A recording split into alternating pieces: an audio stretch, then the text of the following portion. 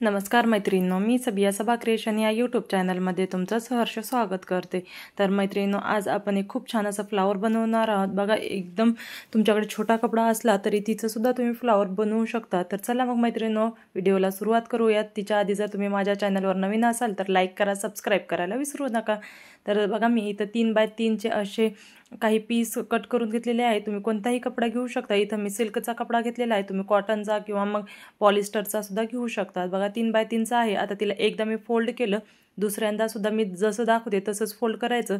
खालचा भाग जिथून पॅक आहे तिथे धरायचं आणि वरचे जे दोन आपले कपडे वेगळे होते त्यांना आपल्याला खाली असं फोल्ड करून घ्यायचं आहे।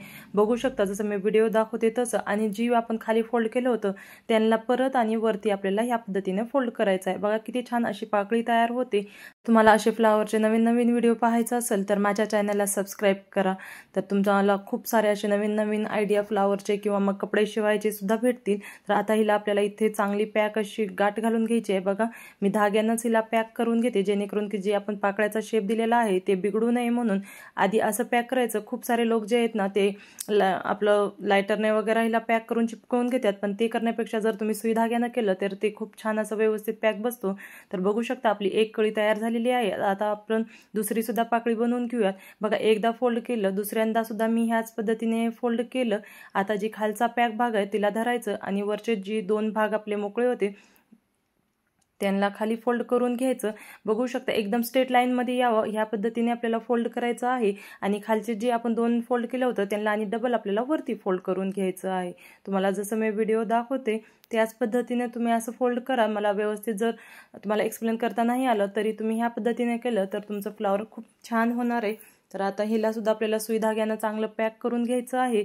तर दोन तर मी तुम्हाला दाखवले आणि एक दाखवते तुम्हाला, जेणेकरून की तुम्हाला कळावं असं। आता जे एक्स्ट्राचा कपडा होता ना ते सुद्धा मी कट करून टाकलेला आहे। एक्स्ट्राचा कपडा आपल्याला ठेवायचा नाही। जेव्हा आपण सगळे एका धाग्यात ओवू त्यावेळेस ते कपडा जास्त असलेलं खराब दिसणार आहे, आपलं पूर्ण जे फ्लावर आहे ते खराब दिसतो। त्यासाठी एक्स्ट्राचा कपडा काढून टाकायचं। आता तिसऱ्या सुद्धा मी पाकळी तयार केलेली आहे। बघा, ह्या पद्धतीने आपल्याला 7 पाकळी तयार करून घ्यायचे आहेत।